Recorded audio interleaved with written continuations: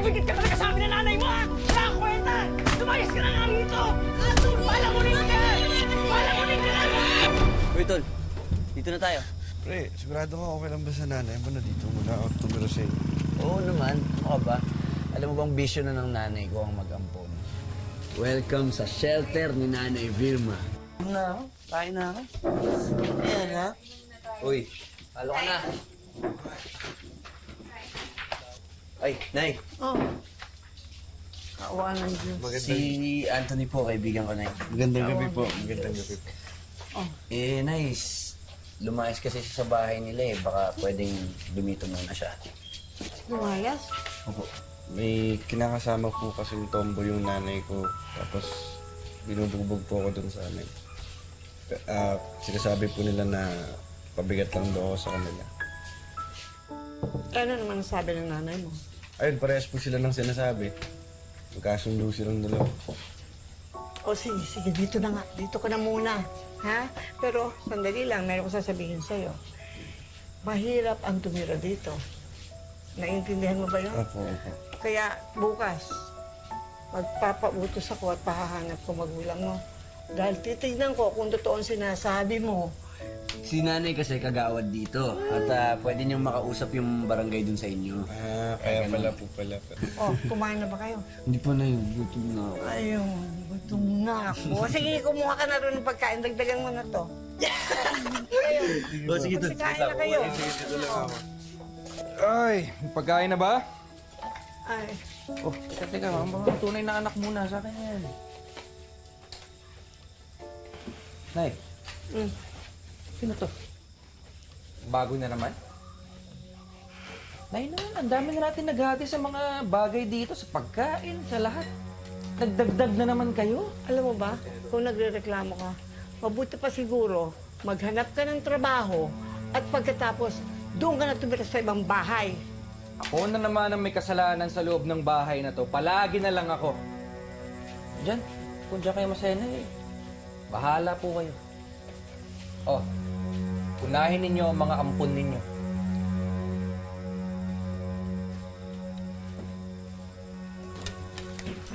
Sige. Nanay. Oh. Huwag na. Merong isang hindi makakakain ngayon. Sige. Alis ka na. Alisin mo na yan. O, sige po. O, tara. Tara na, kumain na tayo. Kain na kayo. Sige na. Itong ulam. Tara, kain na tayo. Sa panahon ngayon, mahirap nang makahanap ng taong handang tumulong sa kahit sinong nangangailangan nito. Tulong na walang limitasyon at walang hinihintay na kapalit. Ngunit may isang lola sa Cavite na ganito mismo ang ginawa. Mahigit 50 katao ang kinupkup, tinulungan at inaruga ni Lola Vilma. Magandang araw po mga kapuso, ako po si Vicky Morales at ito ang Wish Ko Lang.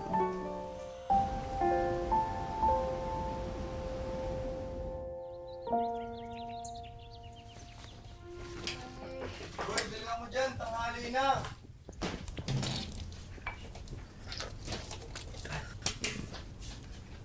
Uy, pre. Sige, mauna ka na. Aga mo, ha. Sensya kang sa pila, ha. Okay lang, Paps. Nakakatuwa nga. Nakakatuwa. Alin ito? Haba-haba ng pila. Ay, Dre, kapatid ko nga pala si Florence. Mga pala. O, Dre. Ate Inday, alam mo kung ako sa'yo, titigilan ko nakakasama dyan kay Freshus. Ha? Tinutulungan ko lang siya. Tinutulungan. Eh, kita mo ang buntis ko, oh. Mahawa yung baby mo. Ay, Dre, si Ate Inday. Nabuntis siya ng boyfriend niya kaya iniwan. Kaya naawa naman si nanay. Kaya dito daw muna siya makapanganak. Grabe. Hindi iba yung nanay mo. Sobrang bait. Yan ang nanay namin. Humahanap ng sarili niyang problema.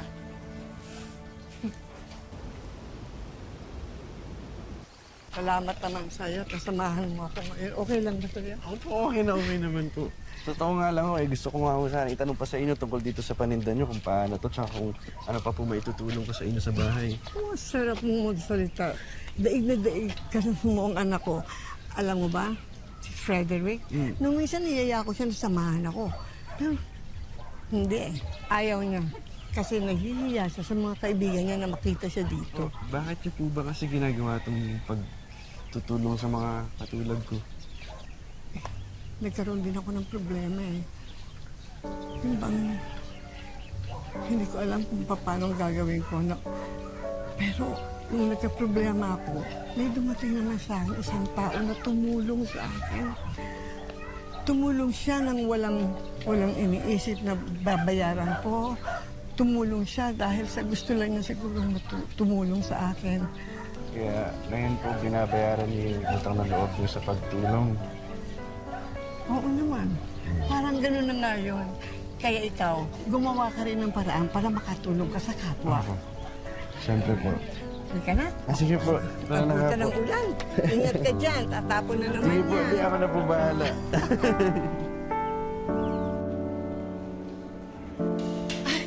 Anthony! Po. Nakausap ko na ang nanay mo. Ano daw po? At saka yung kinakasama niya. Ano daw po? Pumayag sila na sa amin ka na muna titira. Salamat po, Aling Vilma. Salamat po. Anong Aling Vilma? Hindi ako Aling Vilma. Nanay Vilma ang tawag mo sa akin. At saka siya nga pala, in-apply kita ng scholarship dyan sa City Hall. Yun nga lang, vocational course lang na kaya ko. Okay lang po, talaga po. Salamat po. Nanay Vilma. Salamat po, salamat po. Kap, may nagkakagulo sa kabilang kanto. Tara, punta natin. Ha? Ay, Diyos ko. Teka lang yun. Tandaan po. Ano yan? Ayun. Ay, Diyos ko, anak! Anak! Diyos ko, naku! Tulungan niyo naman kami! Bisa mo. Dali natin sa ospital. Tulong. Punta! Ambulansya! Ambulansya! Dali! Diyos ko, anak ko! Tumawag ka na, pupunta ka na sa bahay! Tawagin mo sa mga kapatid mo, ha? Magkita tayo sa ospital! Diyos ko, anak ko! Wish ko lang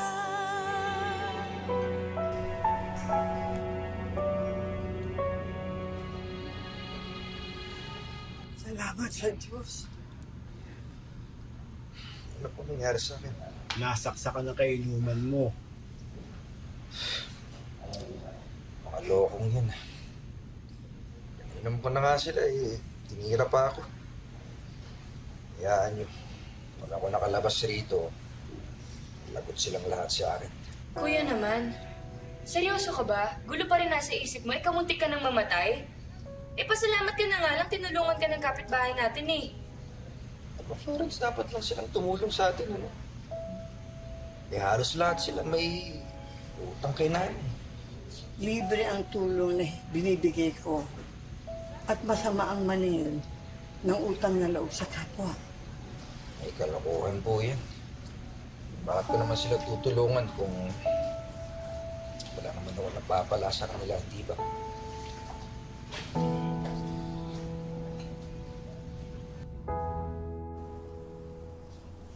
Ayan. Ito, basahin mo lang yan. Day! Kuha mo ako ng tubig. Sige na. Oy, Precious. Ano gagawin mo? Hindi ka kukuha ng tubig ko at baka mahawa pa ako sa kung anong sakit mo. Upo ka dyan. Sige na. Sige na, ako na kukuha. Ako na kukuha. Florence. Ano sinabi ko? Di ba, Juan? Hayaan mo itong mga sampit na itong magsilbi sa akin. Parang bumawi sila sa pinapalamon natin sa kanila. Eh, huwag kayong i-epal. Hayaan nyo sila magsilbi sa akin. Ano ba? Sige na. Tubig ko. Bagal-bagal ang lakad eh. Ikaw, ano ginagawa mo? Ano yan? Sige na, tuloy niyo lang yan. Uy! Ang ganda ng timing nyo, ah. Bakit? Ikaw, scholar ng bayan. O hindi kaya scholar ng nanay ko. Bilang mo ako ng merienda at nagugutom na ako.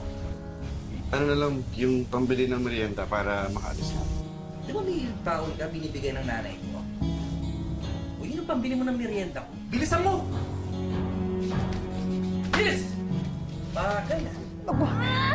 Sige, iripa, Inday. Konti na lang iripa. Ay, Diyos ko. Iripa. Sige. umiri ka pa, yan eh. Sige pa. Ate, matagal ba talagang mga anak? Kanina pa sila sa loob eh. Depende. May panganak na matagal, meron din panganak na mabilis. Hindi yun eh. Hindi yun ang problema. Ang problema kapag may bagong baby na naman dito, dagdag gasto sa gatas, dagdag gasto sa check-up, sa diaper, at sa kung ano-ano pa. Bukod pa dun, syempre mapupuyat tayo. Lalo na yung iyak niyan tuwing gabi. Eh, okay lang naman yun kasi magtutulungan naman tayong lahat, di ba? Marami naman tayo. Pwede tayo magpalitan kung sino magbabantay sa bata. Dali lang sabihin sa'yo niyan eh. Kasi mga ampon lang kayo. Alam niyo, nakakasawa na rin minsan eh. Kasi kami yung tunay na anak, kami yung nagpaparaya. Ay! Lalaki! Naku, lalaki naging anak ni Inday! Lalaki naging anak ni Inday! Florence! Freddy, ano pa? Nay, lola na kayo. Congrats! Congrats po! Congrats! Salamat. Ano po matutulong namin? Anong matutulong ninyo? Siguro dapat umalis na kayo at bumukod na para luwag-luwag naman dito. Ang dami-dami natin. Oh. Freddy, ano ka ba? Reggie! Uy! Pre! Reggie! Tika lang. Ano problema? Problema? Wala. Sexy ko nga eh. Man, huwag ka kaganyan. Akala ko ba okay lang sa'yo na tumira muna ako sa inyo? Noon yun. Okay? Nagsisisi pa nga ako na tinulungan kita eh. Tingnan, may ginawa ba ako sa'yo? Maepal ka kasi! Wala na ako ibang narinig sa nanay ko kundi, wow, ang galing-galing naman ni Anthony. Wow, taas ng grade ni Anthony ha. Wow, tumutulong si Anthony sa pagtitinda. Testing buhay to! Pre, hindi. Pasensya na, hindi ko naman alam na ganyan na pala nararamdaman mo eh. Pareho kasi kayong manhead ng nanay ko.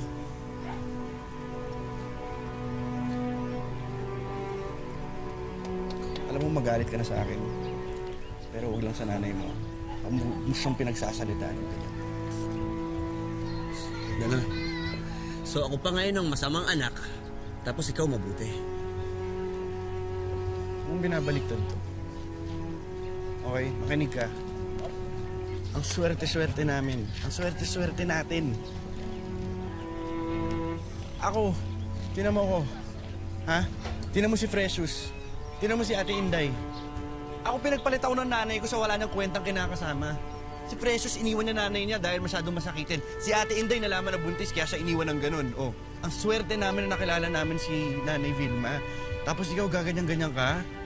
Mas maswerte ka nga eh kasi siya totoong nanay mo. Diba? Tapos ikaw yung ganyan kumilos. Kung nanunumbat ka na, sige, mag-iipon ako, babayaran kita. Lahat ng mga tinulong niya sa akin, sige, gagawin ko lahat yun. Kung problema sa iyo yun. Bahala ka sa buhay mo.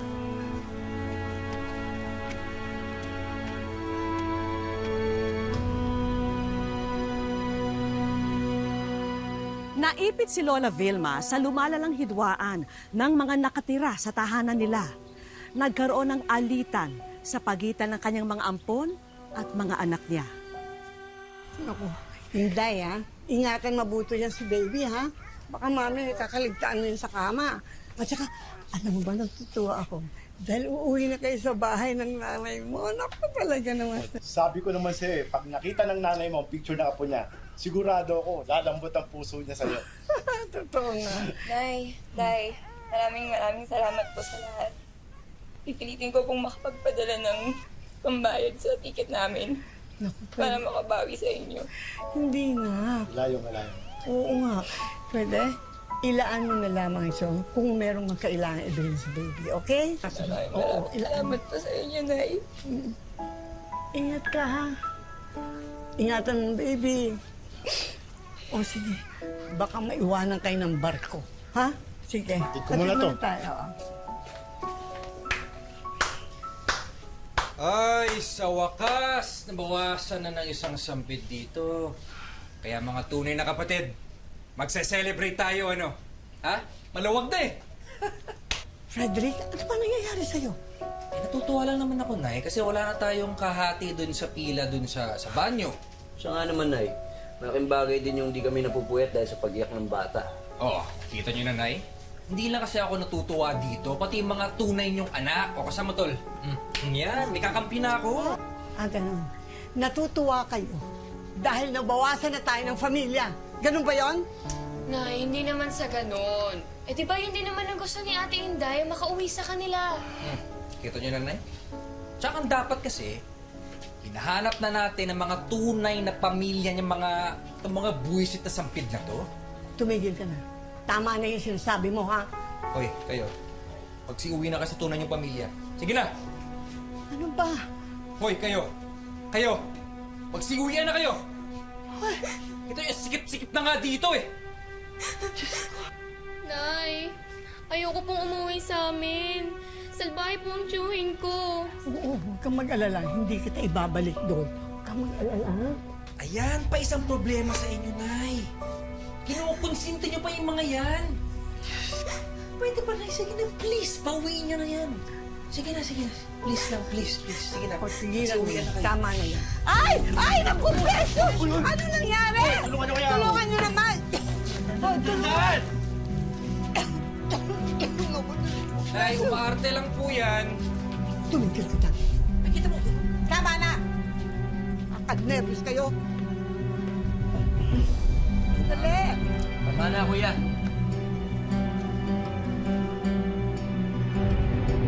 Precious. Precious, anak. Huwag kang susuko.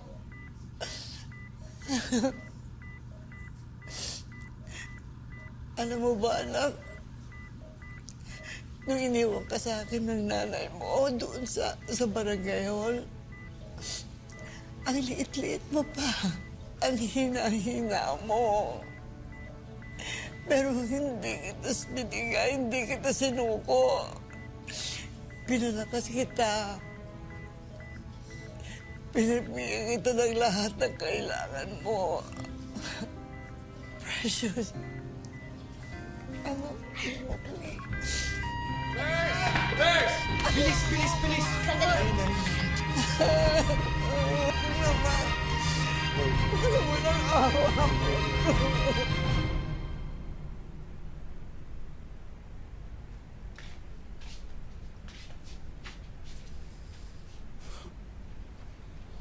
Wala si Precious.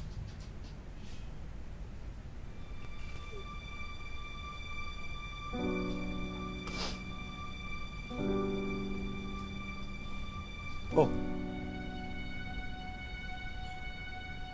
Walang pumapalakpak. Ba't di kayo pumapalakpak? Di ba ito yung gusto, no? Di ba? Di ba? Ba't walang pumapalakpak? Eh, kulang na tayo, di ba? Yun yung gusto nyo, di ba?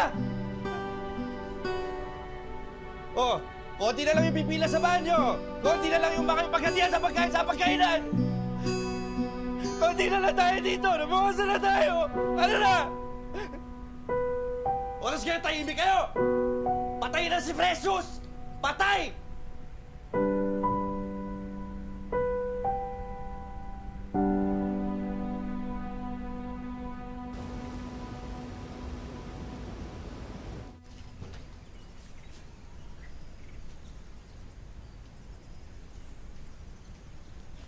Ay. Sumuna mo na. Tagal na akong ganyan. Ayoko, anak. Salamat. Ayoko pa mamaya. Ako, Nay. Alam niyo, hindi matutuwa si Precious pag nakita niya nagkakaganito. Si Precious?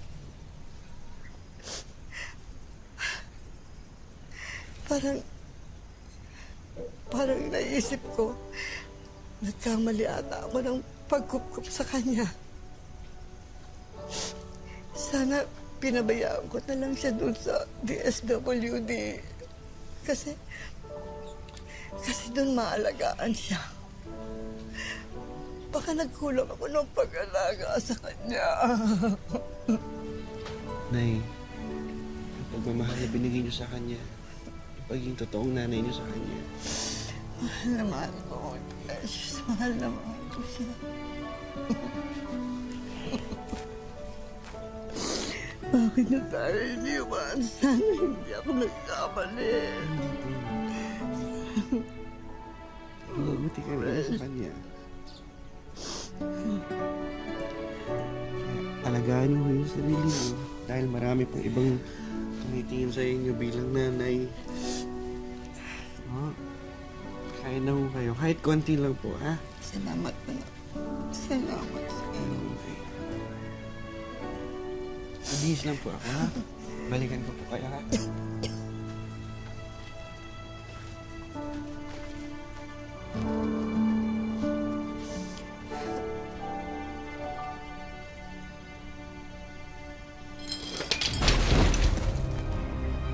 Nay?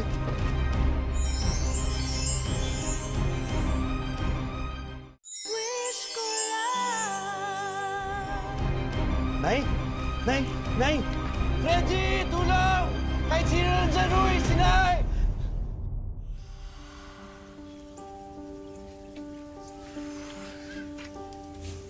Tay, tingin niyo si nanay oh. Ano kaya pwedeng gawin natin sa kanya? Eh parang lalo kasi siyang nanghihina, tay eh. Hindi ko nga alam ang gagawin, anak eh.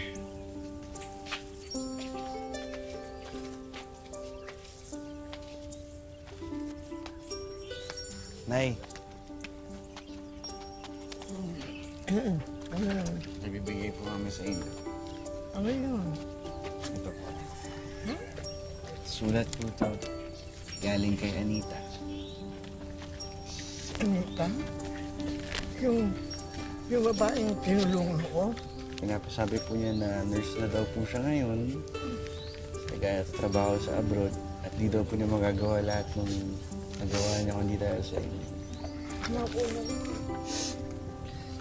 Inay, naalala niyo po ba si Kuya Willie? Lumabas ng bilangguan, tapos binigyan ko ng hanap buhay. Siya nga po, Nay. May anak na siya ngayon at may pamilya na siya. Kailan daw po yung nagtiwala sa kanya, Nay? Salamat daw po. Nay, galing po kay Senyo. Yung batang nasunugan, kaya po inampunin niyo. Naku, Nasa Amerika na raw po siya. Ginawa na raw buhay niya at may anak na rin po at may pamilya na. Panay, lahat po yan. Mga sulat po yan ang lahat na natulungan niya, Nay. At pinapasabi lang sa nilang lahat na hindi raw nila mararating lahat ng narating nila kundi dahil sa inyo. Mahal ka namin, Nay. Love you, Nay. I love you. Salamat. Gusto ko lang rin po mag-sorry. Dapat po hindi ako nagselo sa mga kapatid ko.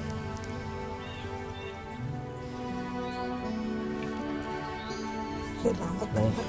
Kailangan ka po namin lahat. Kami pong lahat. Salamat sa inyo. Tayo, ha? Love you, Nay.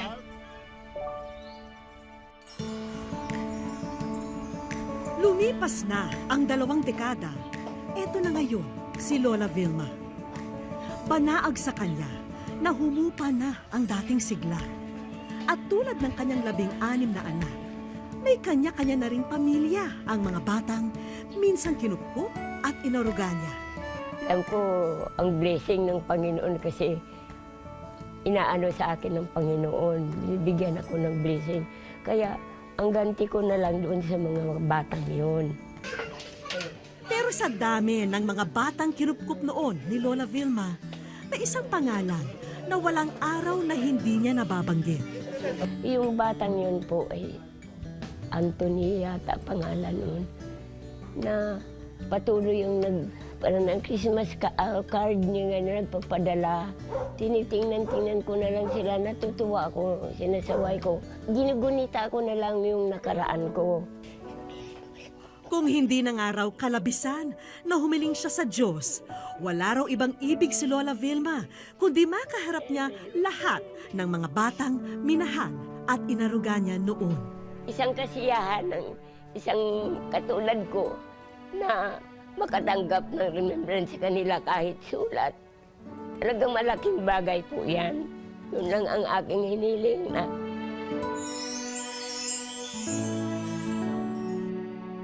Sa aming pagbabalik, Ikaw ay nasa wish ko lang.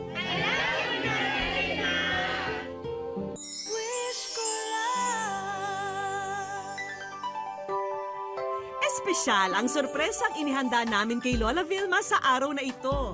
Sa pambihirang pagkakataon kasi, nakumpleto namin ang mga anak at mga batang inampun noon ni Lola Vilma. Maya-maya pa'y dumating na si Lola Vilma, akay-akay ng anak niyang si Florence.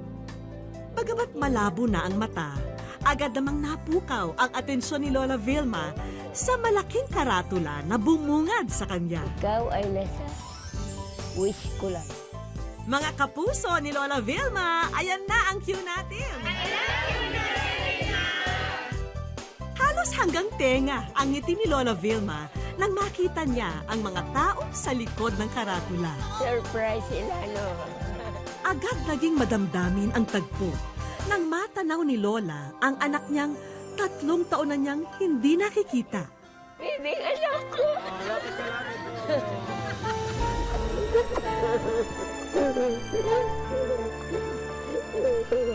Hindi ako nakalibatay mo! Isang anak-anakan din ang agad rumehistro sa isip ni Lola Vilma. Si Anthony? Para sa kaalaman ng lahat, si Anthony ang lumiham sa wish ko lang para maisakatuparan ang espesyal na araw na ito para kay Lola Vilma. Kasi naniniwala po ako na yung buhay ni Lola Vilma ay naghihintay na lang na na parang makita niya rin yung bunga ng kasiyahan niya kung bakit yun ang winish ko dahil naniniwala ko. Hindi lang siya magandang halimbawa sa pamilya maging sa ibang tao dahil yung puso niya talaga nandun sa ibang tao.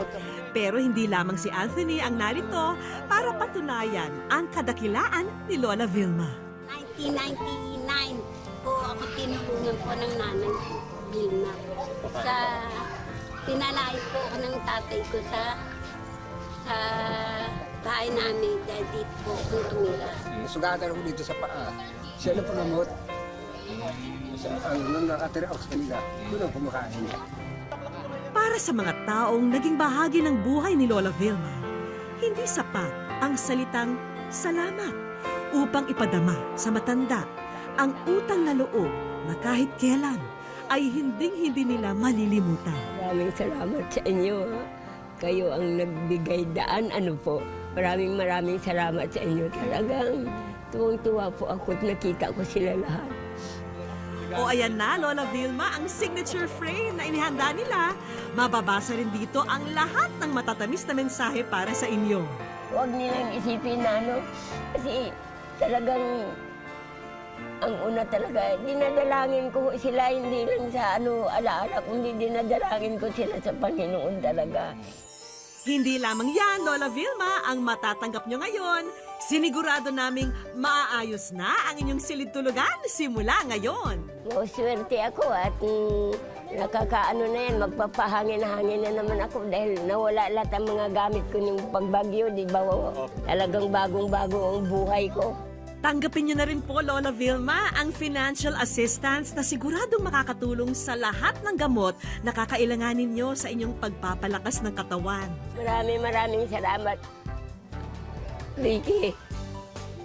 Dahil sa kasiyahan na binigay mo sa akin. Ang tunay na sukat daw ng buhay ng tao ay hindi binibilang sa dami ng mga taon niya sa mundo, kundi sa halaga ng nagawa niya para sa kanyang pamilya at sa kanyang kapwa. Maraming salamat po mga kapuso. Ako po muli si Vicky Morales at ito ang Wish Ko Lang.